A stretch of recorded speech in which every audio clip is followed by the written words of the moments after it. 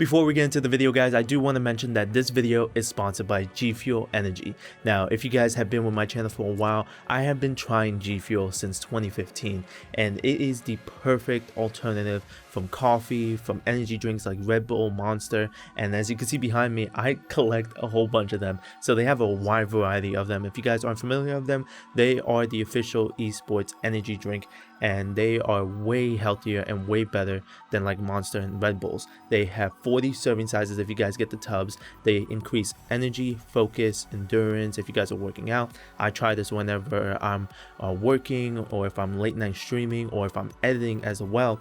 I use this and I honestly love it, and it has helped so much because, like I said, it's much healthier. You mix it with water, there's no sugar at all, it's low calories, 15 to 25 calories, which is really nice. And like I said, 40 serving sizes. This thing will last you for a while, and they have a whole bunch of varieties. They got a whole bunch of different flavors, over 40 different flavors, which is ridiculous. They have a bunch of can options. They have the hydration version, so if you guys don't want the energy but you guys want to stay hydrated, they got a whole bunch of different styles of it. And if you guys use the code TechHD at checkout, then you guys will get 10% off, and you could try any of them. You could try the starter pack, you could try the tubs, you could try the cans, anything like that. You guys will get 10% off if you guys use TechHD. What's going on, you guys? This is TechHD coming at you with a brand new video, and today we're going to be taking a look at BenQ's new MOBIUZ series. MOBIUZ is a new gaming lineup that combines both Zowie and BenQ key features. So Zowie gaming monitors offer a really low response time of around 1 millisecond with a high refresh rate of around 144 Hz or more, but they lack in color accuracy and overall image quality. They usually use a TN panel that has around 72% color accuracy, so it's really just good for gaming and nothing else like video editing and color correcting. BenQ monitors, on the other hand, usually offer an IPS panel, which is the best quality panels with a high percentage in color accuracy, usually at 99 to 100% sRGB, but they lack in response time, usually at 5 milliseconds, which isn't that bad, but gamers want the lowest and a lower refresh rate, usually at around 60 Hz. PC gamers want 144 Hz as the minimum. And so that's when MOBIUZ series comes to play. It is their middleman, and today we're going to be taking a look at the EX2710 version, talk about the features, the specs, and see how it overall performs, and I'll give you guys my overall thoughts. So first, let's take a look at what you get with the monitor. First, you get some documentations like the quick start guide, the power cable, an HDMI 2.0 cable, the port cover, the monitor stand, and the base. Taking a look at the I/O, you get the headphone port, 2 HDMI 2.0 ports, and 1 DisplayPort version 1.2. You also get the AC power port on the other side. On the back, you have the power button, the 5-key navigator, and the input button. On the front, you have the HDRi button and the ambient light sensor in the middle. Now, installing the base stand was very easy like always. It just clicks in onto the monitor, and there's a thumb screw for the base to attach to the arm, and that's basically it. The tilting and height adjustment is really nice and offers a lot of flexibility. It could go from 1 inch and 3/4 in height all the way to 7 inches in height, and the tilting is very nice as well, tilting forward and back, left and right, and even able to rotate a bit. Now, taking a look at the specs of the monitor, it is a 27-inch IPS panel that has a resolution of 1080p. It has a response time of 1 millisecond MPRT and 2 milliseconds gray to gray. It supports up to 144 Hz and offers AMD's FreeSync Premium. It has a 99% sRGB color accuracy with HDR10 support and has a brightness of 400 nits. All of this and the EX2710 is retailing for $299. Now, this monitor also offers two 2.5 watt speakers that use Trevolo audio to improve the treble, mid-range, and bass, and they have 3 presets, which are game, cinema, and pop/live. So with that in mind, let's take a listen to some audio tests and see how it performs.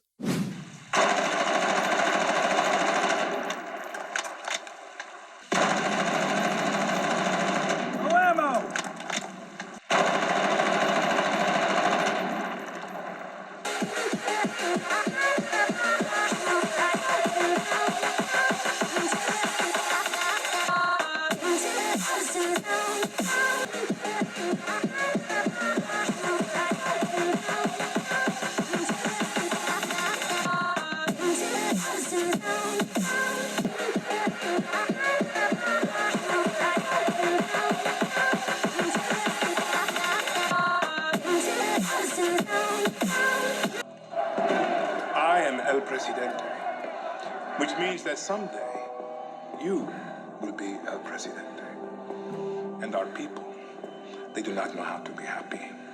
They are torn apart by opinions, noise, indecision, strangled by their own freedoms. I am El Presidente, which means that someday you will be El Presidente. And our people, they do not know how to be happy. They are torn apart by opinions, noise, indecision, strangled by their own freedoms. I am El Presidente, which means that someday you will be El Presidente. And our people, they do not know how to be happy. They are torn apart by opinions, noise, indecision, strangled by their own freedoms. Now, my overall thoughts of this lens honestly surprised me. Viltrox is somewhat of an unknown brand, nothing like a Sigma or Tamron or even a Rokinon, but this lens is really nice for the price. Now, my overall thoughts of this lens honestly surprised me. Viltrox is somewhat of an unknown brand, nothing like a Sigma or Tamron or even a Rokinon, but this lens is really nice for the price. Now, my overall thoughts of this lens honestly surprised me. Viltrox is somewhat of an unknown brand, nothing like a Sigma or Tamron or even a Rokinon, but this lens is really nice for the price. Now, talking about the HDRi, there are 3 presets, which are Game HDRi, Cinema HDRi, and just HDR. And for those of you guys that don't know, HDRi combines both HDR and Brightness Intelligence Plus to give you both the best colors and contrast and details, so nothing is overexposed and too dark. You can see the detail in both bright and dark areas and have vivid colors. So now with that in mind, let's take a look at some examples with the different HDRi presets.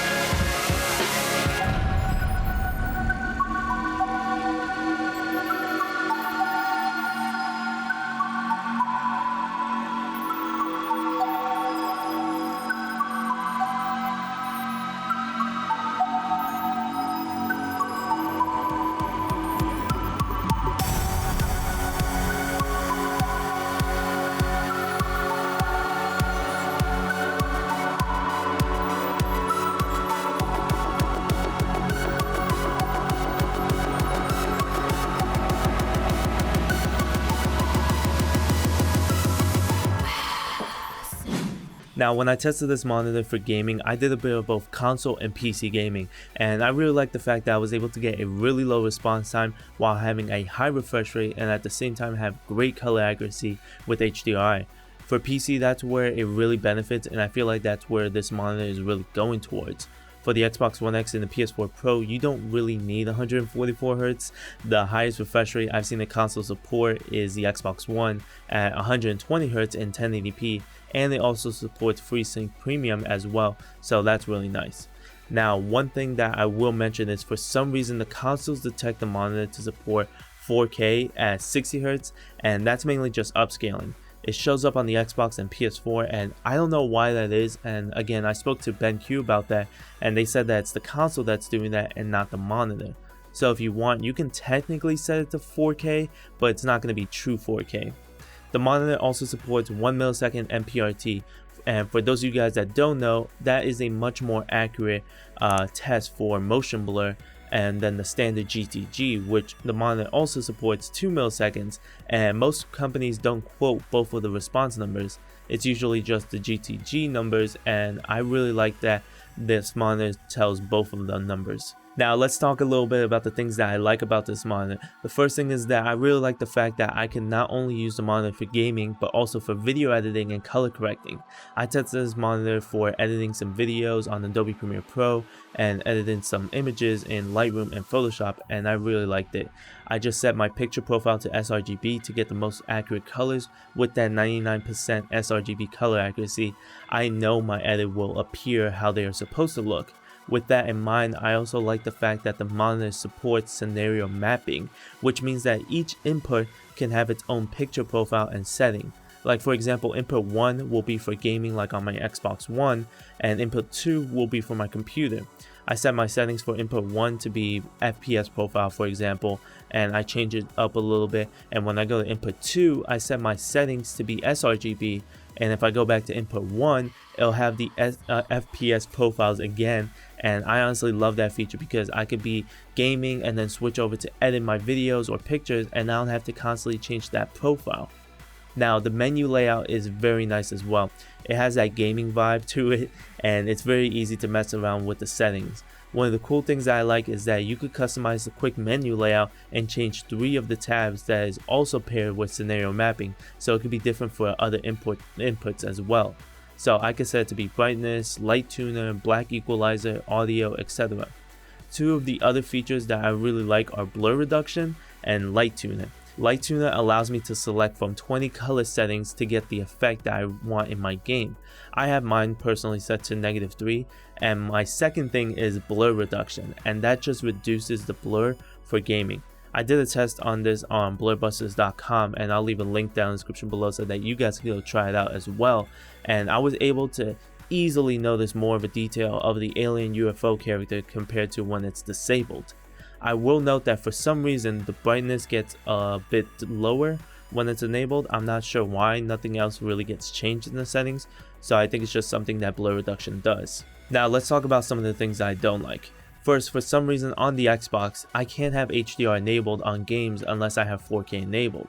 Even when I set it to 1080p at 120Hz, when I go from the home screen to, let's say, Modern Warfare, it'll automatically switch it to 4K and enable HDR. As well, when I have HDR enabled, it disables some of the features like blur reduction and light tuner, and black equalizer as well, which I don't like. And in order for me to have those features enabled, I need to disable both HDR and 4K.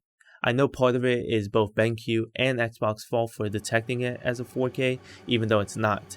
PS4 does the same thing with HDR, disabling the other features, but I can still use HDR without 4K enabled. Another thing that I'm pretty iffy about is the HDRi and the audio presets.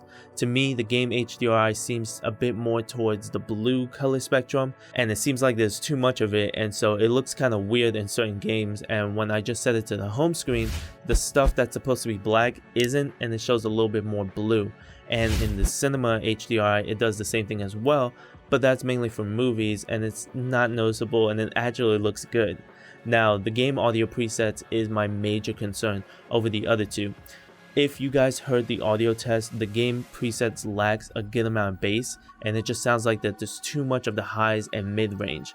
The cinema would have the most amount of bass, of course, and the pop/live preset would be in the middle, and I would honestly prefer that preset for not only gaming, but for vocals and just regular use. I know it's not a huge issue, most people don't use the built-in speakers anyway, and I highly recommend using headsets for gaming and just the speakers for regular PC use. And finally, this monitor only supports AMD's FreeSync and not Nvidia's G-Sync, so that excludes someone that has an Nvidia graphics card, like for example myself.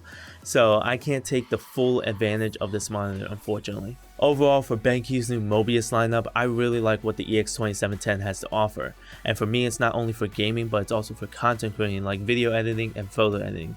And for me, I highly recommend this monitor for content creators and gamers.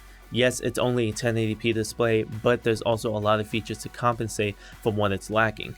But I would love for there to be a MOBIUZ 1440p or even a 4K model come out, since gaming and even the next gen consoles are going to be able to go to that route. But for $299, you really can't go wrong, and that's for the EX2710 model. There's also the EX2510 model, which is the exact same thing, just a little bit smaller, and that one goes for $250.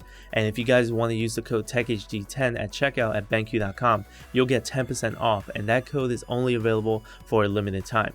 But there you guys have it. I hope you guys enjoyed the video. Let me know what you guys think of the monitor down in the comments below, as well as everything will be linked down in the description below.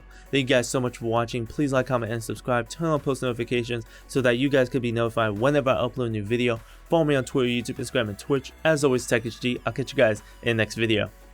Peace!